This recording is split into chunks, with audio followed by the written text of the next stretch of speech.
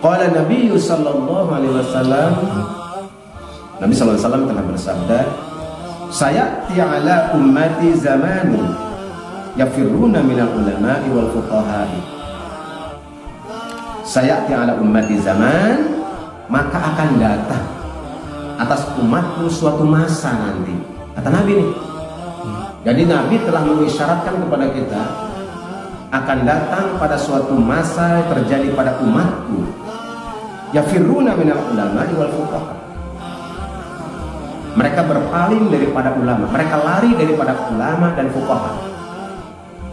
Akan datang, kata Nabi, suatu masa nanti umat ini itu berpaling dari ulama, berpaling dari fuqaha, tidak mau ketemu ulama, tidak memperdulikan para ulama, tidak memperdulikan para fuqaha. Akan terjadi suatu masa nanti, kata Nabi nih.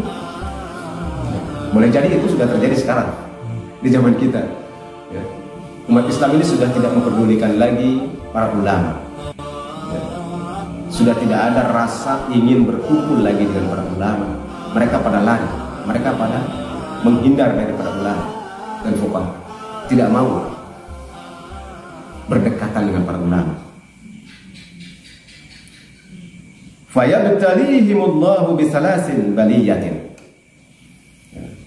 Maka Allah Subhanahu wa ta'ala akan memberikan musibah, ya, akan memberikan kepada mereka umat yang berpaling dari ulama tadi bisalasi baliyatin, 3 musibah, 3 bencana.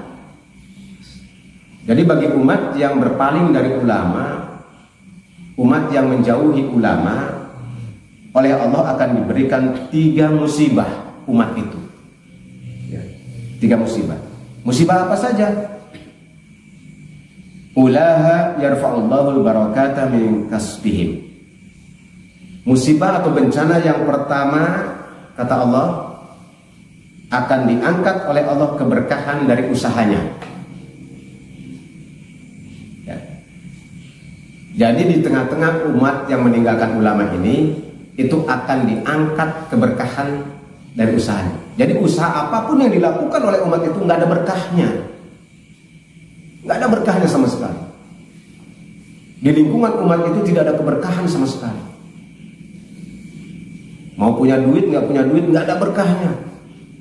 Lingkungannya rusak, tidak ada keberkahan, tidak ada ketenangan, tidak ada kenikmatan, tidak ada kenyamanan. Itu tandanya tidak ada keberkahan. Itu tandanya keberkahannya dicabut oleh Allah. Ini bahayanya kalau menjauhi ulama dan fuqaha, ya.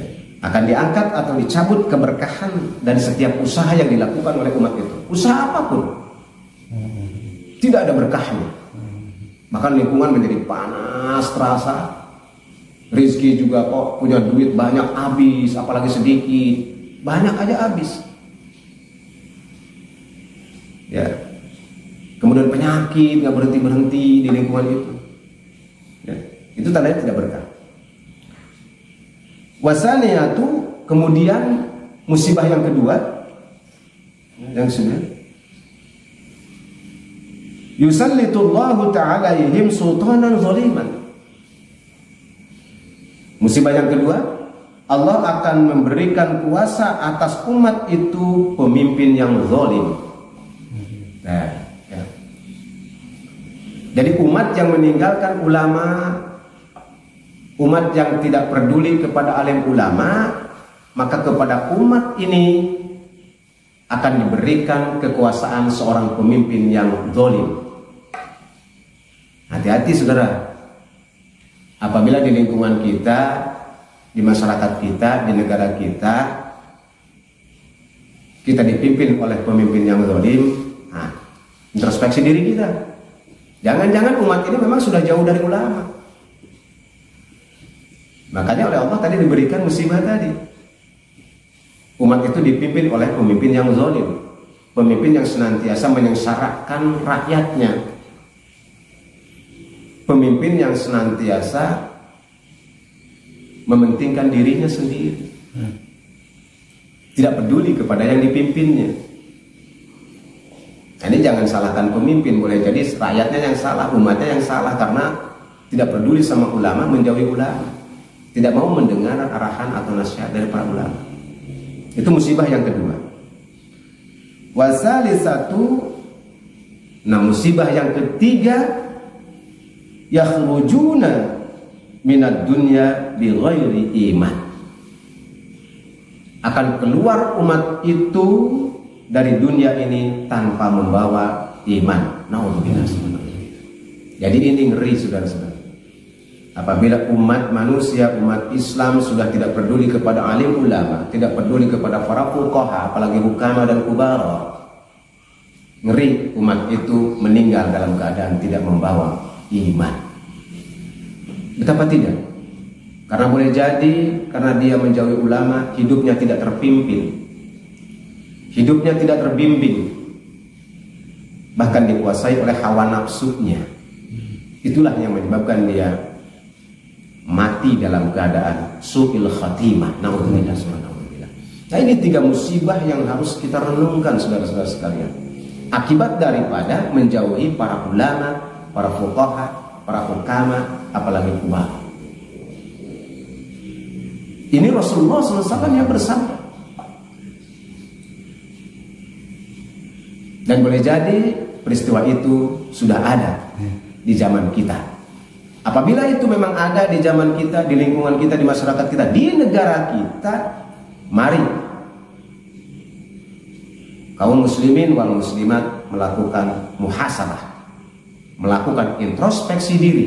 Jangan hanya sekedar menyalahkan orang lain. Jangan sekedar menyalahkan kenapa kok saya dipimpin oleh pemimpin yang zalim. Ya boleh jadi keadaannya seperti tadi. Allah yang memberikan kepada umat itu pemimpin yang zalim. Akibatnya apa? Maka umat yang dipimpin oleh orang yang zalim ini pasti dalam kehidupannya penuh kegelisahan, ya kan?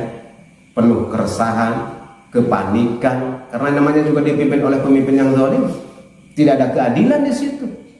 Banyak kekisruhan, banyak kegaduhan, banyak ketidakadilan, banyak kesewenang-wenangan.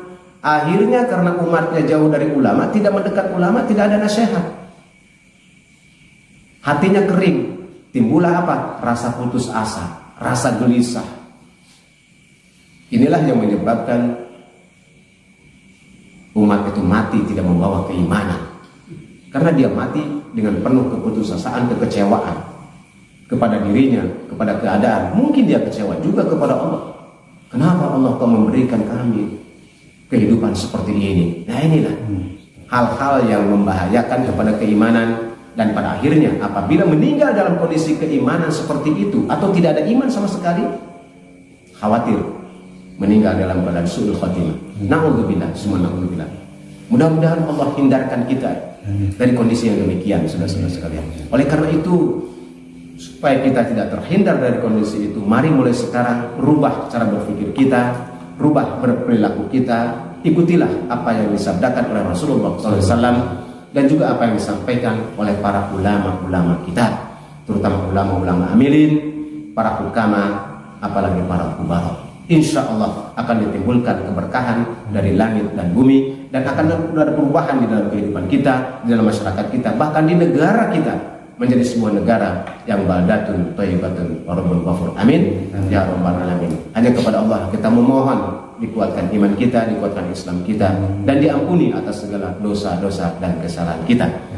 Terima kasih atas segala perhatiannya. Mohon maaf atas segala kekeliruan yang saya lakukan.